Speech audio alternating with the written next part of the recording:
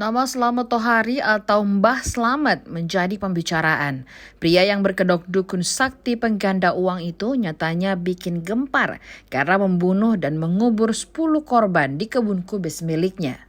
Kasus mengerikan dan menggemparkan itu melibatkan seorang dukun pengganda uang yang ternyata pembunuh berantai di Desa Balun, Kecamatan Wanayasa, Kabupaten Banjarnegara, Jawa Tengah. Informasi dihimpun tribuntimur.com. Slamet Tohari, si dukun pengganda uang sekaligus malaikat maut Banjarnegara ini berdasar keterangan dari Kepala Desa Balun, Kecamatan Wanayasa, Kabupaten Banjarnegara, Mahbudiono. Sebelum mengaku sebagai dukun sakti, dirinya diketahui tidak memiliki pekerjaan yang jelas. Diketahui istri Slamet sempat menjual kubis sebagai mata pencarian mereka. Budiono juga baru tahu bahwasanya Slamet Tohari merupakan seorang dukun pengganda uang berdasarkan informasi dari korban lain asal Palembang. Menurut Budiono, pelaku selama ini jarang terlihat di desa. Rumah terletak di pinggiran dan bersebelahan dengan sungai, sehingga jauh dari warga lain dan orang-orang di sekitarnya juga mencueki dirinya. Ternyata pengungkapan kasus bermula dari pesan WhatsApp salah satu korban kepada anaknya. Polisi mengungkap kasus pembunuhan berantai ini berdasar sebuah petunjuk. Petunjuk yang dipakai ialah pesan terakhir korban Mbah Slamet, pria berinisial PO.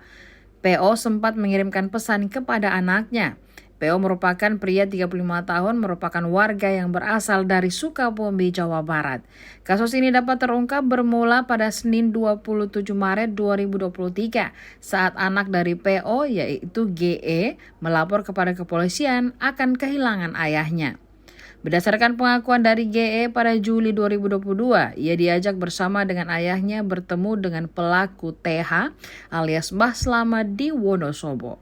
Kala itu, korban PO dan anaknya GE pergi ke Sukabumi menuju Wonosobo menggunakan bus.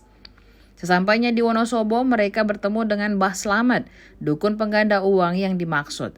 Ketika sampai di Wonosobo, pelaku Mbah Slamet mengajak korban ke rumahnya yang ada di Desa Balun, Wanayasa, Banjarnegara.